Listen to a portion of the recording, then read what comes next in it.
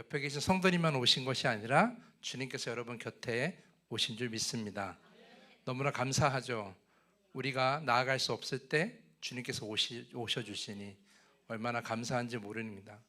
주님께서 오신다는 말이 우리는 신앙생활 가운데 너무나 자주 하는 말이지만 사실은 너무나 감사한 고백이에요. 오늘 그 고백을 가슴 깊이 새기고 오늘 이 자리에 오신 주님을 여러분 모두 만나시길 간절히 축복합니다. 자, 오늘 사무엘하 17장 말씀을 볼 건데 사무엘하 17장의 전체 이야기를 제가 간단하게 5분 요약합니다. 잘 들으시기 바랍니다.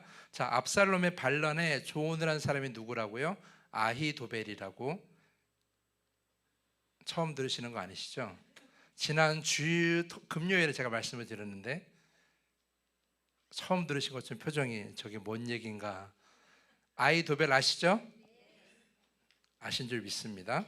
자, 이제 아히도벨이 압살롬에게 이제 요청을 합니다. 지금 다윗이 지쳐 있으니까, 도망가서 지쳐 있으니까 지금 나에게 12,000명의 군사를 주면 데리고 쫓아가서 다윗을 따르던 이들을 다 도망가게 한 후에 내가 다윗을 죽이겠습니다. 그러면 압살롬 당신이 이제 온 백성의 왕이, 온전한 왕이 될 것입니다라고 지금 아히도벨이 압살롬에게 조언을 합니다. 그게 사무엘하 17장 처음의 이야기예요. 그 압살롬과 이스라엘 장로들이 아히도벨의 이야기를 처음에 어떻게 여겼냐면 좋게 여겼어요. 왜냐하면 아히도벨이 어떤 사람이었다고요? 굉장히 지혜로운 사람이었다고. 그래서 나중에 이야기하겠지만, 우리 지난주에도 얘기했지만 다윗도 그랬고 압살롬도 그랬고 아히도벨의 조언과 이야기를 마치 누구의 말씀처럼? 하나님 말씀처럼 여길 정도로 굉장히 지혜로운 사람이었고 그가 하는 말이 다 옳은 말이었고 다 도움이 되는 말이었어요. 그런데 오늘 17장에서 유난히 압살롬이 아히도벨의 이야기를 듣고 그대로 행하지를 않아요. 어떻게 하느냐? 후세라는 사람을 불러서 아히도벨의 계획을 이야기하고 이 계획이 어떠냐라고 물어요. 여기서 갑자기 후세가 등장하는데 후세는 다윗이 압살롬 곁으로 보낸 첩자, 스파이예요. 원래는 다윗과 함께 도망가려고 했으나 사무엘하 15장을 보면 나중에 한번 찾아보세요. 다윗이 후세에게 너는 나를 따르지 말고 압살롬의 곁으로 가라. 가서 압살롬에게 충성하는 것처럼 하고 그 옆에 붙어서 그곳에 일어나는 일을 어떻게 하라? 전해주라. 이렇게 이야기를 한 거예요. 후세는 아히도벨의 그런 전략을 듣고 이렇게 이야기합니다. 굉장히 좋지 않은 생각입니다.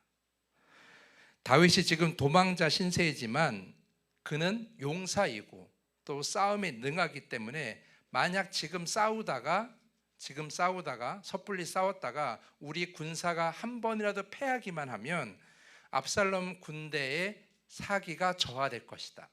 그러니까 신중해야 된다. 차라리 시간을 두고 온 이스라엘의 각 지파의 군사를 모아서 단 한 번에 다윗과 다윗을 따르는 자들을 진멸하러 가자. 이렇게 이야기를 하는 거죠. 후세의 마음에 뭐가 있어요? 조금이라도 다윗이 도망가게끔 시간을 벌려는 거예요. 여러분들은 어떤 의견이 좋아 보이세요? 아히도벨의 의견이 좋아 보이세요? 아니면 후세의 의견이 좋아 보이세요? 생각 없죠. 사실 뭐 우리랑 상관없는 이야기니까. 사실은 굉장히 둘 다 좋은 생각일 수도 있어요. 그런데 사실은 엄밀히 따져보면 지금 굉장히 당황한 건 누구예요? 당황한 건 누구예요? 다윗이에요. 다윗과 그의 사람들이죠. 그들은 지금 성을 버리고 도망갔으니까 그러니까 자신의 진영을 다 정비하기 전에 지금 바로 치는 게 어쩌면 더 나은 계략일 수도 있어요. 그런데 아히도벨이 말한 거를 이 압살롬과 장로들이 맨 처음 좋게 여겼다가 후세의 말을 듣고 다시 어떻게 되냐면 후세의 이야기가 더 좋아 보여요. 이렇게 결정을 한 거예요. 그래가지고 이 아히도벨의 이야기를 듣지 않고 후세의 이야기를 따르기로 합니다. 그런데 14절 읽어보면, 오늘 읽진 않았지만 14절 보면 이렇게 기록되어 있어요.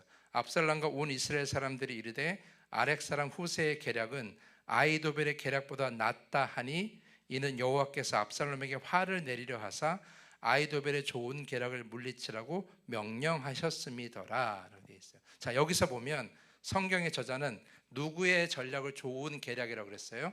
아히도벨의 전략을 좋은 전략으로 했어요. 그러니까 지금 평가에도 아까 제가 말씀드린 대로 아히도벨이 더 지혜롭게 전략을 짠 거예요. 근데 그때 유난히도 압살롬과 장로들은 아히도벨의 말을 듣지 않고 누구의 말을 들었어요? 후세의 말을 들은 거죠. 근데 그 이유가 14절 마지막 하반절에 적혀 있었어요. 뭐라고 적혀 있냐면 이는 여호와께서 압살롬에게 화를 내리려 하사 아히도벨의 좋은 계략을 물리치라고 명령하셨습니다. 그러니까 이 명령했다는 말이 압살롬에게 음성으로 말했다는 것이 아니라 무슨 의미냐면 압살롬과 장로들의 마음을 어떻게 한 거예요? 하나님이 움직이신 거예요. 어떻게 움직였어요? 아히도벨의 그 지혜의 조언을 듣지 말라라고 말이죠. 그래서 결국 압살롬과 군사들은 군사를 모아서 나중에 다윗과 싸우기 위해서 길르앗에 진을 치게 되는 것이 17장의 마지막 이야기예요. 자, 여기까지가 17장의 요약인데 여기서 주목해야 될 것은 아히도벨의 그 다음의 선택이에요. 자신의 의견이 들어지지 않고 후세의 이야기를 듣게 되자 어떻게 하냐면 오늘 읽은 23절 말씀 제가 다시 읽겠습니다. 아히도벨이 자기 계략에 시행되지 못함을 보고 나귀의 안장을 지우고 일어나 고향으로 돌아가 자기 집에 이르러 집을 정리하고 스스로 목매어 죽음에 그의 조상의 묘에 장사되니라. 굉장히 허망한 죽음이에요. 여러분, 아까 제가 말씀드렸지만 아히도벨이 누구예요? 다윗의 측근이었고 지금 압살롬의 측근이었고 그렇게 강한 자들이 마치 하나님의 말씀처럼 그의 말을 들었었어요. 그러니까 아히도벨은 왕을 움직이는 사람이었어요. 왕을 움직이는 사람이니까 권위가 있었겠어요? 없었겠어요? 굉장히 권위가 많았을 거예요. 많은 사람들이 아히도벨의 입을 바라보고 있었고 그의 생각을 다 듣고 싶어 했다라는 거죠. 엄밀히 말하면 하나님의 나라인 이스라엘을 하나님을 제쳐놓고 아히도벨이 움직이는 것이나 마찬가지였어요. 그렇게 많은 것을 쥐락펴락했던 그 아히도벨이 스스로 목숨을 버리는 선택을 하게 된 거죠. 그 누가 이 아히도벨이 그런 죽음을 선택할 줄 알았겠어요? 다윗 옆에서 그렇게 많은 권위를 가지고 지금은 압살롬의 옆에서 권위를 가졌던 그가 그렇게 한순간에 허망한 죽음을 선택한 것이 누구도 예상하지 못한 일이었다라는 거죠. 우리가 이 장면에서 한 가지 우리가 깨달을 수 있는 것은 이거예요. 우리가 아무리 뛰어난 지혜를 가졌어도 아무리 강한 자의 옆에 있다고 해도 그것은 영원하지가 않습니다. 지금 여러분이 가지고 있는 것, 여러분이 누리고 있는 것, 또한 여러분이 내가 지금 너무나 잘 되고 있는 그것을 사업이든 가정이든 직장이든 뭐가 잘 되고 있는 것을 가지고 있든지 그것이 나의 것이고 내 마음대로 할 수 있고 내가 이룬 것이라고 생각하면 그것은 결코 영원하지가 않다라는 거예요. 우리가 이걸 명심해야 돼요. 결국 사람이 가진 것은 그리고 사람이 자랑하는 것은 한때예요. 한때. 이것을 깨닫고 겸손하게 살아야 한다는 것. 우리가 이거 오늘 이야기에서 가장 먼저 깨달을 수 있는 거예요. 그렇게 한순간에 삶이 완전히 나락으로 떨어질 수가 있다는 것은 결국 사람이 가진 것을 자랑하는 순간 어떻게 되는 거예요? 우리가 그것 때문에 망할 수도 있다는 거예요. 이 아히도벨은 그것을 우리에게 보여주고 있는 거죠. 그런데 저는 한 걸음 더 들어가서 이런 생각을 해봤어요. 근데 왜 아히도벨은 그렇게 쉽게 포기했을까? 여러분, 아히도벨이 잠깐 빛을 발한 사람이 아니잖아요. 다윗 때서부터, 그러니까 다윗이 왕일 때부터, 다윗 옆에 있을 때부터 마치 하나님의 말씀을 듣는 것처럼 그렇게 다윗이 따랐던, 다윗이 조언을 들었던 그런 사람인데, 그가 그렇게 지혜로운 사람이었는데 많은 사람이 그의 입술에 그가 하라는 말에 주목했었는데 그가 한 번 이제 한번 그의 말을 듣지 않았다고 해서 압살롬의 곁을 떠났다는 것이 여러분 이해가 되십니까?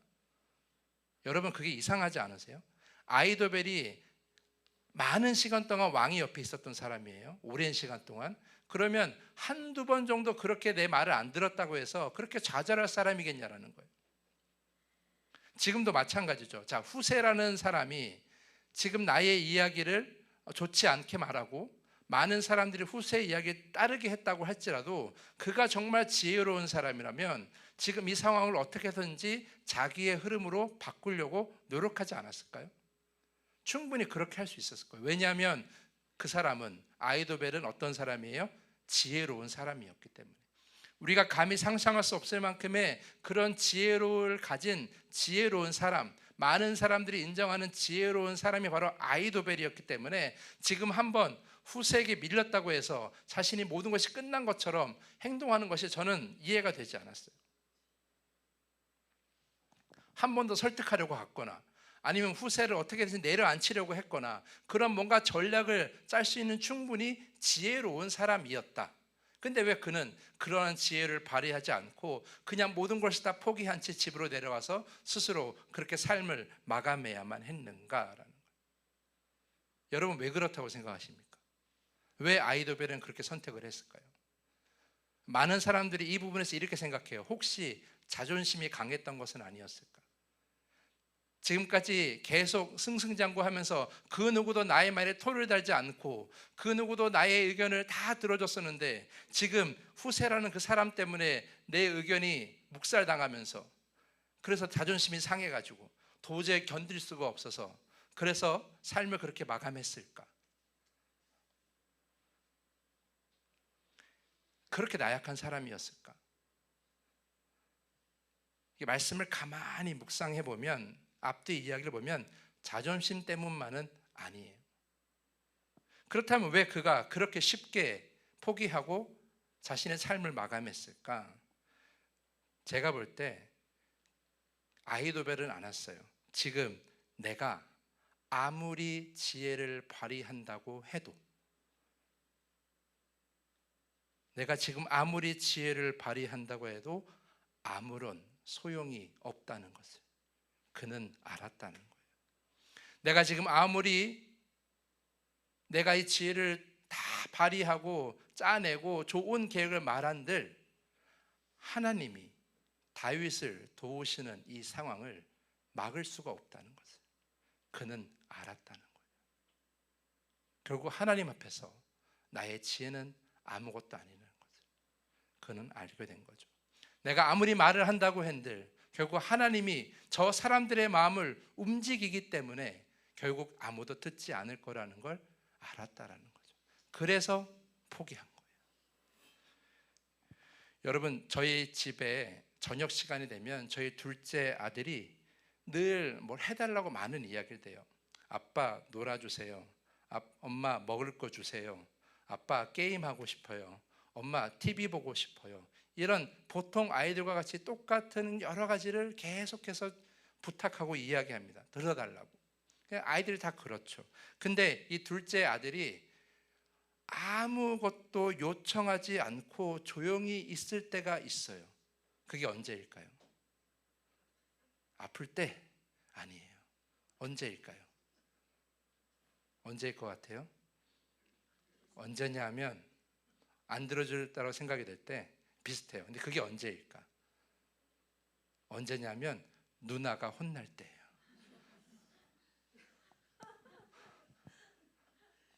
누나가 엄마나 아빠한테 공부 안 한다고 혼나잖아요. 그러면 둘째 아들이 하는 건 뭐냐면 조용히 방으로 들어가요. 그리고 나오질 않아요. 평소에는 그렇게 말이 많은, 남자애가 이렇게 말이 많아 할 정도로 말이 많은 아이인데 누나가 혼나면 조용히 방으로 들어가서 뭘 하는 줄 아세요? 책을 읽어요. 그리고 조용히 나와서 눈치 봐요. 계속 혼나고 있으면 다시 들어가요. 평소에 그렇게 말을 많이 하던 그 둘째가 왜 말을 하지 않을까? 지금 말하면 아무도 들어주지 않는다는 걸 알기 때문이죠. 괜히 말했다가 더 혼나겠구나. 그런 생각이 들어서 더 이상 말을 하지 않는다라는 거예요. 조용히 들어가 칭찬받을 행동만 하는 거죠. 책을 읽거나 가끔은 지 방을 정리해요. 사랑하는 성도 여러분, 아이도벨이 한두 번 조언한 것도 아니고 왜 모르겠습니까? 이 정도 말이면, 이 정도의 나의 조언이면 다 들을 거라는 거 아이도벨은 충분히 알았을 거예요. 왜냐하면 그는 지혜로운 사람이었거든요. 다윗이나 압살롬이나 하나님의 말씀을 듣는 것처럼 정말 신뢰했던 그가 바로 아이도벨인데, 그가 갑자기 유난히도 평소라면 다 들었을 그런 상황에 갑자기 후세의 말을 듣는 그 압살롬과 장로들을 보고 생각한 거죠. 이거는 사람이 움직이는 게 아니야. 이거는 사람이 움직이는 게 아니야. 이건 하나님이 개입하신 거야. 그래서 그는 깨달은 거죠. 내가 지금 아무리 지혜를 가지고, 내가 아무리 말을 다해서 이 상황을 역전시키려고 해도 역전될 수가 없는 거구나. 왜냐하면 하나님이 다윗을 도우신다는 걸 그는 알았던 거예요. 제가 볼 때 아이도벨은 지혜로운 사람이에요. 그래서 내가 지금 내려가야 될 때를 안 거죠. 그러니까 더 이상 할 수 있는 게 없다는 걸 안 거예요. 누구 앞에서? 하나님 앞에서. 이건 사람의 힘으로 할 것이 아니다. 하나님이 개입한 것이다. 그래서 결국 14절에도 아까 읽은 대로 뭐가 되어 있어요? 하나님께서 압살롬을 징계하시기 위해서 그들의 마음에 움직였다고 써 있잖아요. 그것을 괜히 써 있는 게 아니라 아이도벨이 그걸 깨달은 거예요. 깨닫고 그냥 고향으로 내려간 거죠. 사랑하는 성도 여러분, 여러분 잘 보십시오. 여러분의 인생에 정말 여러분이 많은 경험과 지혜를 가지고 여기까지 왔는데 뭔가 내 생각도 일이 계속 안 풀릴 때가 있어요.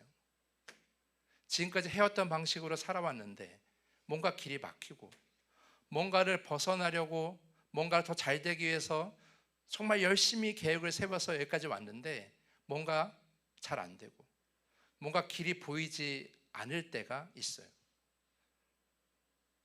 뭔가 될 듯 하다가 길이 딱 막혀버리고 더 이상 출구가 보이지 않는 그런 막막한 상황에 놓일 때가 있어요. 내가 더 이상 할 수 있는 게 아무것도 없구나 라고 그렇게 깨달아질 때가 있어요. 그렇게 느껴질 때가 있어요. 그럴 때 우리가 어떻게 해야 되느냐? 우리는 그때 하나님을 바라봐야 돼요. 하나님께서 우리에게 자유의지도 주시고, 우리의 능력도 존중하시고, 우리의 경험도 존중하시고, 우리의 생각도 하나님께서 존중하세요. 그런데 다 막힐 때가 있어요. 그때는 언제예요? 하나님께서 전적으로 임재하셔서 하나님께서 전적으로 이 상황을 이끌어 가실 때예요. 여러분의 인생이 막힐 때가 있으면 그때는 뭐 할 때예요? 다 내려놓아야 할 때예요.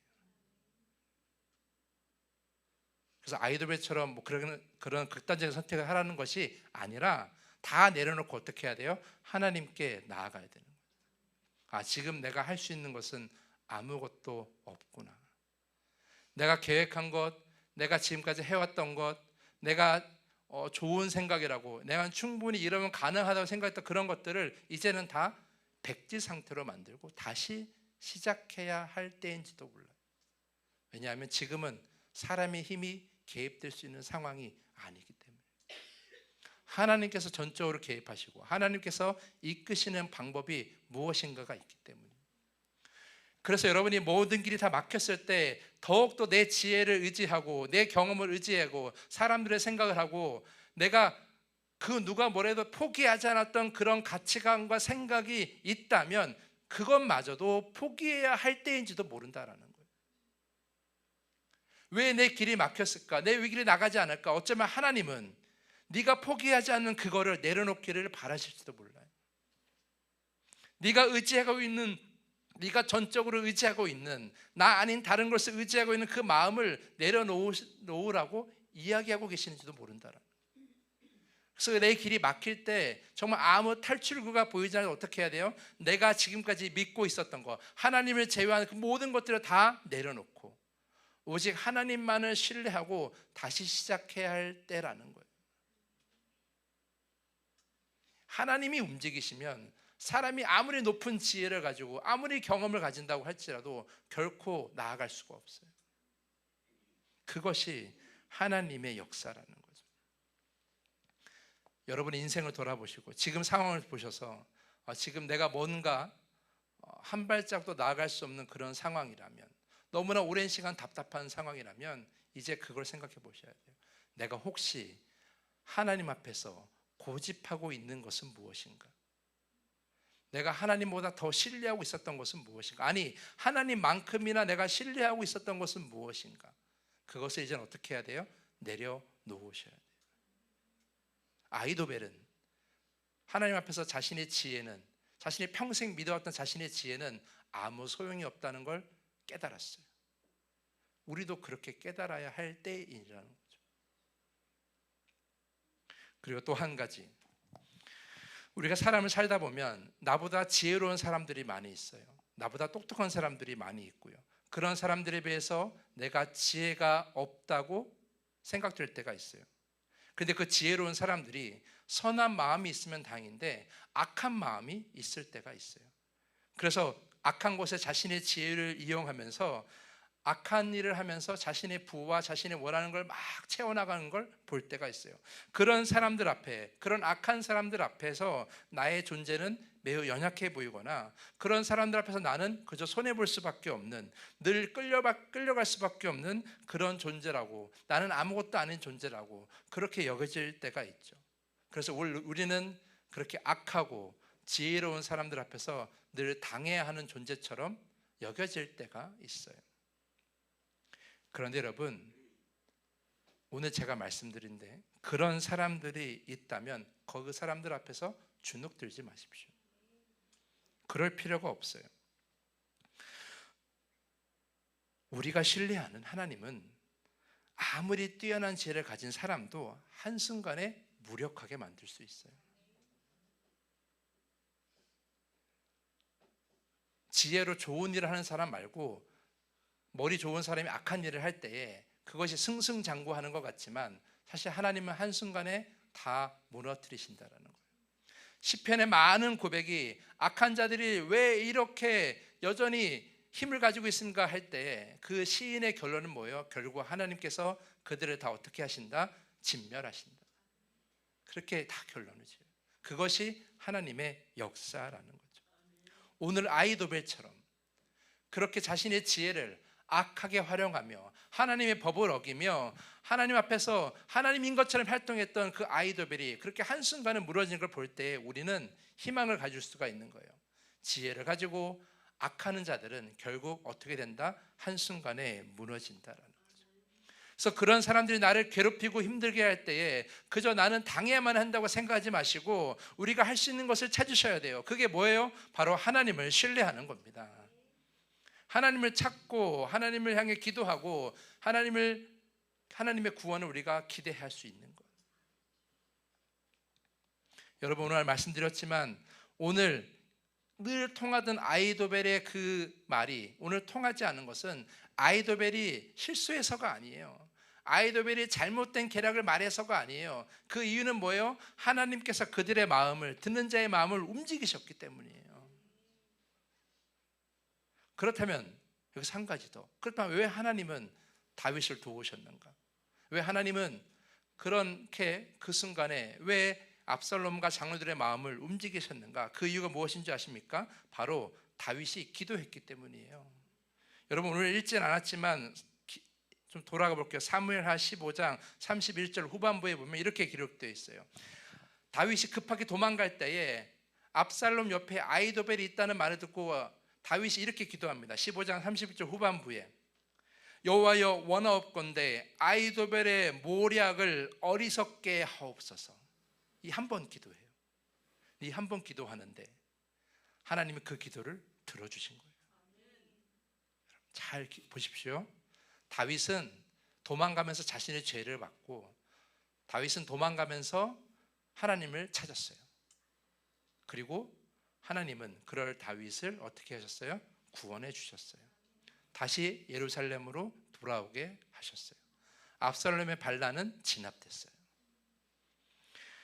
세상은 자신이 가진 지혜를 자랑하고 의지하지만, 그래서 우리가 가진 것이 아무것도 없고 지혜가 없다고 느껴질 때 우리는 너무나 작아 보이지만, 그것 때문에 우리가 너무 주눅들 필요가 없는 거예요. 그 지혜로 악을 행하면 하나님은 그 지혜를 반드시 무력화시킬 것이고, 그러한 자들 앞에서 우리를 보호하실 것이기 때문이에요. 말도 안 되는 방법으로 그들을 무너뜨릴 것이기 때문에 우리는 결코 무서울 필요가 없는 거죠. 우린 뭐만 하면 돼요? 기도하면 되는 거예요. 주님, 저 악한 자들의 지혜를 무력화시켜 주십시오. 그렇게 기도하면 되는 거예요. 그럼 하나님은 그 기도를 반드시 들어주시는 거죠. 사랑하는 성도 여러분, 그러므로 여러분, 우리가 가진 지혜를 너무나 의지하고 맹신하는 것도 문제이고, 그렇다고 지혜 가진 자를 너무 무서워하는 것도 문제고, 우리가 필요한 건 무엇이냐? 결국 겸손하게 하나님 앞에 우리의 삶을 점검하고 나아가는. 그러면 하나님께서 우리에게 필요한 지혜를 주실 때도 있고, 우리가 지혜가 없으면 하나님의 손으로 직접 움직이실 때도 있고, 그렇게 해서 우리를 늘 구원의 자리로 인도해 나가시는 거예요. 그래서 우리가 주님, 내가 원하는 걸 할 수 있도록 지혜를 달라고, 주님, 내가 원하는 걸 이룰 수 있도록 능력을 달라고 기도하시기보다는, 주님, 그저 내 인생이 주님의 뜻을 이루게 하여 주시옵소서. 주님 원하시는 곳에 내가 머물 수 있도록 주님 우리를 인도하여 주시옵소서. 그렇게 기도하면 주님 필요한 지혜도 주시고, 필요한 길도 알려주시고, 필요한 능력도 주시고, 때로는 하나님께서 직접 움직이시기도 하시고 도와주시기도 하신다라는 것, 우리가 그걸 깨달을 수 있기를 간절히 부탁을 드립니다. 오늘 이 아이도벨의 모습이, 그 마지막이 그런 허망한 모습이 여러분의 인생이 되지 않기를 저는 간절히 바랍니다. 그렇게 되는 것이 아니라 다윗처럼 자신의 죄악 때문에 쫓겨나고 도망가지만, 그러나 그때 하나님을 원망하지 않고 하나님께 자신의 죄를 고백하고, 그리고 하나님께 더 나아가 기도하는 그런 여러분이 되시기를 간절히 축복합니다. 그래야 여러분의 인생이 복된 길로, 온전한 길로 나아갈 수가 있는 거예요. 그런 여러분 모두가 될 수 있기를 간절히 축복하면서 오늘 말씀을 마치겠습니다.